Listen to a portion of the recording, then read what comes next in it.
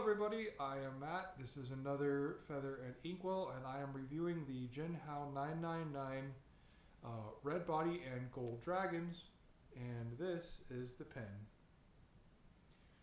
So, to start with, it does come in, like all Jinhaos, a lot of bubble wrap. It did have a plastic sleeve telling you what model you bought. The price was around $24. Pop factor for this one, I will give it a solid 10.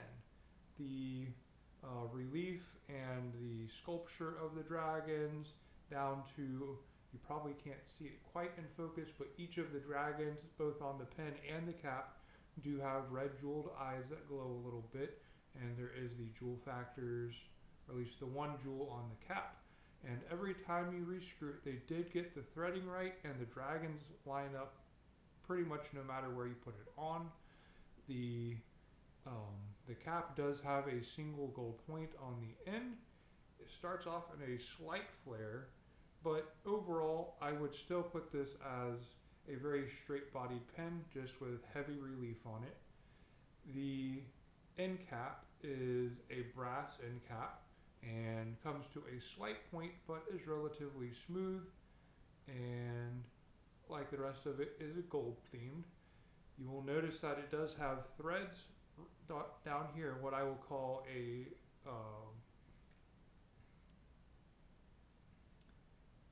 faux knob, because it's not a knob for anything, it's just the end of the pen, but the cap will thread back onto it if you decide to keep the weight of it. And once again, you see the dragons still line up even when you are posting it down below.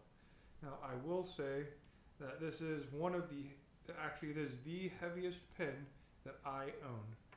So, capped, this pen weighs 102 grams, which is more than the other dragon pen that has metal relief on it. Uncapped, like this, is 62.5, which is a much more reasonable thing to hold in your hand. I recommend using it uncapped.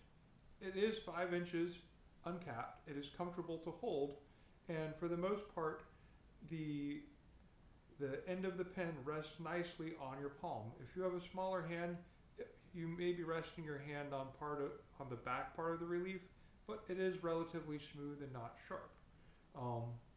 The body, the relief area, the metal it looks like to be a yellow, very highly polished brass. The body, the pen body, is possibly a brass tube with a red lacquer coating on it, as this also feels to be metal with some kind of black lacquer coating on it. You do on the cap have some Chinese lettering, which I'm not sure about, but it gives it that overall Chinese flair. It goes very well with a dragon. I'm sure it mentions something about a dragon in that text. The nib options for this pen, it does come in extra fine, fine, and medium as far as I know. Now, this particular nib, while it is a medium, is gold plated as well, and it does write extra smooth. I'm not making any claims that it is in fact a 18 karat gold plated or a 14 karat or anything like that. It is a gold plated nib, and it does write extra smooth. It's not all gold. Just noting that. Like I said, super smooth. I'll go over just how smooth I feel it is when I flip around my paper here for you. I'll go ahead and throw this up for you. So down here you could see it is a sufficiently wet plastic nib that comes with it. For a medium, that is a good smudge.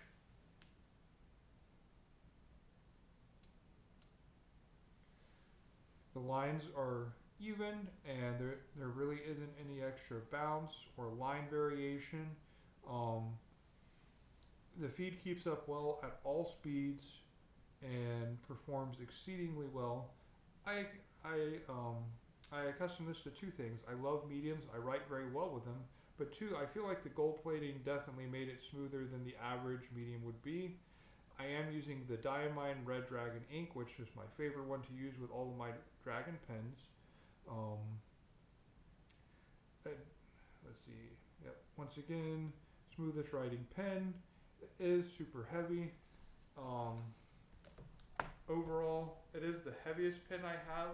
If you really want to impress either people you work with, you want something to throw on your desk at the office to, really highlight Year of the Dragon. This will catch people's attention as soon as they walk in and look at it. Like I said, I feel like it's a pop factor level 10. Again, look how bright this brass is polished up. Super bright. It is heavy, but it is functional. And it does come with a cartridge converter. I'm kind of running out of ink at the moment. It has been used quite a bit, and that tells you that it works very well. We've been able to use it this much. This does look to be like one that you can take apart, so that's a plus side, so you can maintain the converter. Like I said, the nib itself is gold plated, so it does write extra smooth. I wouldn't count on that lasting forever, but it's there. The feed keeps up very well, and this is a medium nib, so it is my favorite. I enjoy that it actually comes with a medium nib and not just a fine or extra fine. And that is it, folks. This is probably, despite being the heaviest pen I have, so far, one of my favorite dragon pens. Just as a side note real quick before we end this video, I mentioned earlier the Jinhao 5000, which currently has a bent nib and has the eKindle ink in it by Diamine, a much lighter weight pen. Writes like a paintbrush right now. I did mention I would try to put in a different nib, and the Kai Glue long blades that I bought did not fit in it. So just a side note, I will not be doing an extra video. I'll be using this just to, throw out that it didn't work. So I'll have to wait for another pen to put those nibs in, because I bought both the fire theme, so hopefully there is a dragon themed pen that it can go in, and I also bought the scale one, which I put on the 699 Wingsung. I will do a video separately on that. It's a little bit of a disappointing pen, so don't expect the best review there. Folks, have a wonderful day.